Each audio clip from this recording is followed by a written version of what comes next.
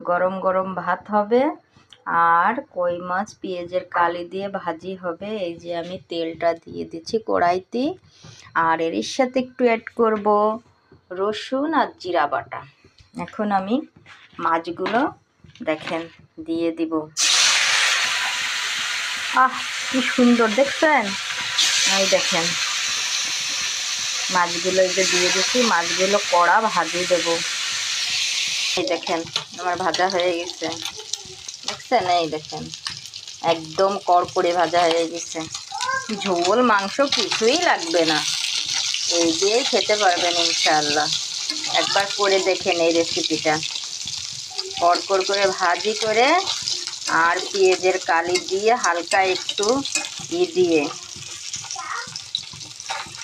রসুন আর জিরার ছিটা দিবেন, পানি দেওয়া লাগবে না, ওর ভিতরে পানি দিবেন না, তাই দিয়ে খেয়ে দেখবেন। হয়তো ভাবতে পারেন যে খালি আপুটা এই ওই দেখায়, কিন্তু দেখেন অনেকের কিন্তু গোশ মাছ বিরিয়ানির চাইতে এইসব জিনিস বেশি মজা লাগে, বেশি মজা লাগে, তারা এইগুলো খেতে বেশি পছন্দ করে। এই দেখেন আমার ভাজাটা কীরকম মচমচে হয়ে গেছে, দেখছেন? ওই মাছগুলো কীরকম হয়ে গেছে। যে কোনো মাছ দিয়েই ভেজে খাইতে পারেন, সমস্যা নাই, করবেন, কিন্তু ইনশাল্লাহ এইভাবে ভেজে খেয়ে দেখবেন, খাইতে ইচ্ছা করবে। দেখছেন? এই দেখেন আমার তো এখনই মনে চাচ্ছে যে ভাত আর এই দিয়ে খেয়ে ফেলি, কিন্তু দুঃখের বিষয় এখনও আমি ভাত রান্না করিনি। এখন আমি মাছগুলো নামিয়ে ফেলবো। এই যে পেঁয়াজের কালিগুলো দিয়ে দিচ্ছি, পেঁয়াজের কালিটা হালকা একটু ভাজা হলে তারপরে রসুন আর জিরা দিয়ে দেবেন। জিনোবার আপনারা এখনই দিয়ে দিয়েন না, ভাজাটা নরম নরম হলে তারপরে দেবেন।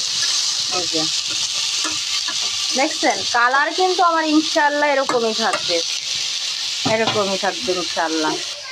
ফাইনালি আমার এই যে হয়ে গেছে, দেখছেন? বলছিলাম আপনাদের যে আমার পেঁয়াজের কালির রঙটা কিন্তু ওরকমই থাকবে। এই যে হালকা একটু রসুন আর জিরা দিচ্ছি, পানি দিনে, পানি দেবেন না, এই যে হালকা জালে রাখবেন, তাহলে ওই যে পেঁয়াজের কালিতে যে পানিটা গলবে ওইটাই হয়ে যাবে আপনাদের রান্না। এই যে এখন এই জায়গায় আমি মাছগুলো দিয়ে দেবো।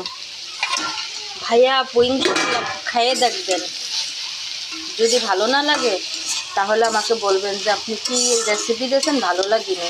আমি খেয়েছি কয়বার, এত মজা বলার বাইরে। আপনি যদি এই দেখেন, দ্বিতীয়ত যদি অন্য কোনো তরকারি খাইতে চান তখন আমারও বলেন যে আপনার ওই ভালো লাগেনি, অন্য তরকারি দিয়ে খাইছি, এত ভালো লাগবে। যে হয়ে গেছে, সেই একটা ঘ্রাণ বেরোয়েছে।